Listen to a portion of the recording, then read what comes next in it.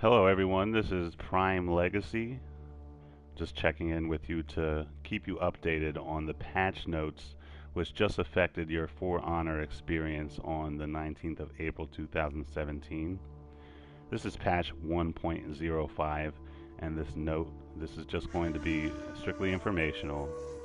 Not everybody likes to read about the notes, and maybe you want to learn about them while you're driving or in your car, or you have Bluetooth headsets, what have you. So this is strictly informational. I'm going to be giving very little commentary on the notes themselves. So I'm just going to go over them. So when it comes to superior block, Warden's top light opener superior block visual effect is applied on the sword.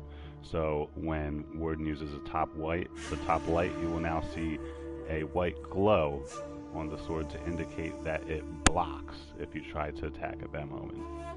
Same thing with Kensei. When he dodges forward, left, right, the visual effect is applied to the blade. It will flash and be relatively obvious that you cannot attack at that moment. Okay. The Valkyrie's moveset. The guard break cancel was removed from the shield tackle cancel moveset description. Developers' comments: we removed the ability to cancel the shield tackle into guard break in a past update.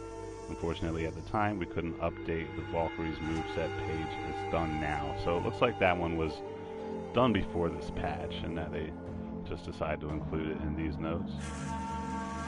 The guard break tutorial. The text is more clear there. The guard break itself. Now, I didn't even know this was going on. Counter guard break ability is no longer affected by the debuff gear stat.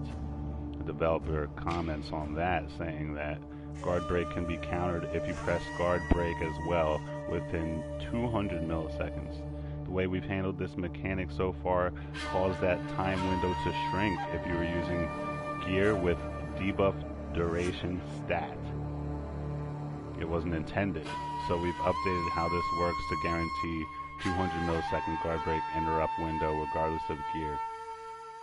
So apparently people who had a higher debuff resistance stat could more reliably counter guard breaks. I didn't know that was going on personally, but it did seem as though some people were just unguard breakable. I'm sure you can relate. Assassins not falling unbalanced when thrown out of stamina is resolved. Another issue the community picked up on. In some cases, assassins were able to prevent unbalance from happening when thrown while out of stamina. I did notice this happening quite often, actually, so I'm glad they fixed that. Revenge activation is no longer interruptible by emotes. Something else I didn't know was going on. I guess you could interrupt someone going into revenge by saying "ha" or by, doing some weird gesture. Not sure what was going on there, so bugs being fixed is a good thing. And they fixed inverted Kensei emotes about wiping blade and the arm and armed. Yeah, nobody really wants to know about taunts. We want to know about fighting, right? Nobushi fixed hidden stance input improvement. There was an issue with Nobushi's hidden stance input causing the downward angle detection on the right stick not to work constantly with the other full block stances. It's resolved now. The hidden stance input works the same as the full block stances. Nobushi. Also, Nobushi's bleed can no longer be applied without hitting the target. I did suspect there was a bit of phantom range going on there. Lawbringer, using shove on an enemy about to fall used to change their fall reaction. The enemy would land on their feet instead of falling on their back. This has been fixed. Warlord, blocking external attacks while in full block stance now costs stamina. Wow. I use Conqueror a little bit, and if you full block with him, your stamina is going right away. So this was happening with Warlord. That's crazy. No wonder it seemed sometimes that you just couldn't take him down, no matter how many people were hacking away. Wow, so the best character in the game was somewhat bugged, so we'll see what happens with that. Berserker, heavy finisher area hit area is updated. The developer has a comment. This addresses phantom hit issue. We're changing the data of heavy finishers hit area so that the animation and hit area look more in sync. Okay. Feats. Health regenerates faster. Shield bash functionality will no longer be partially deactivated on death. I'm not even sure what that means. Game modes. Elimination. Boosts are no longer available for pickup at round start. Oh man, now I can't punish dishonorable people by running straight to the shield. Rats. They now appear 20 seconds after each round starts. Unfortunately, I use Kensei and can't run around fast enough for 20 seconds without caught. Jeez, I guess I just have to fight the opponent it starts me in front of. What are you gonna do?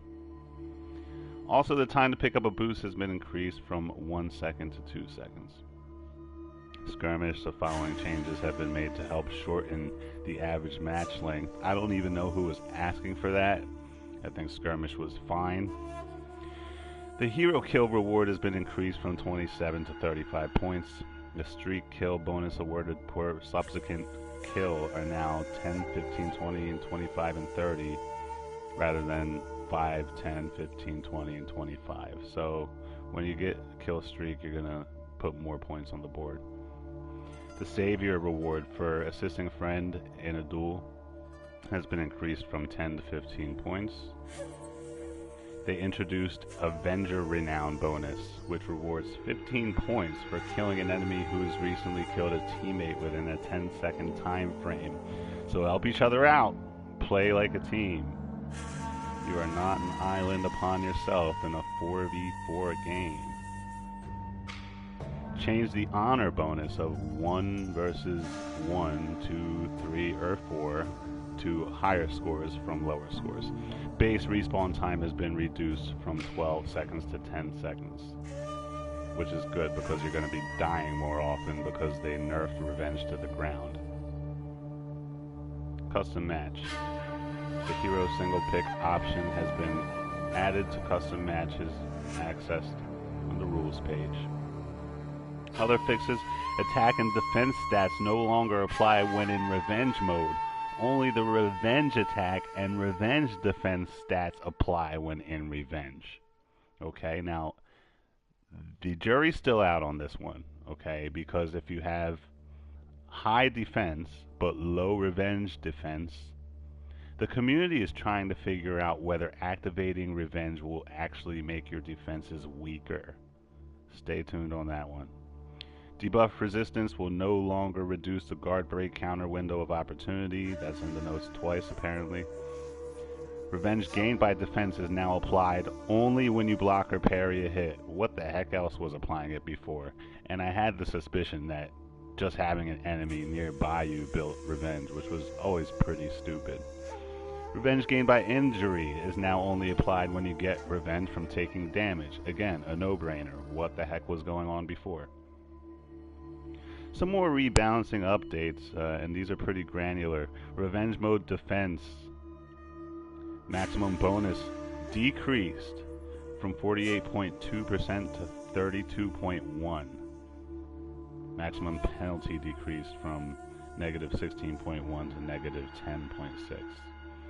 Revenge gained by defense maximum bonus decreased from 36.2 to 24.1. So that's a third decrease in revenge gained by defense. Revenge mode attack maximum bonus decreased from 48.2% down to 24.1%, and that's for revenge mode attack. That's been slashed right in half, folks. Revenge mode duration, again, slashed right in half. Maximum bonus decreased from 54% to 25%.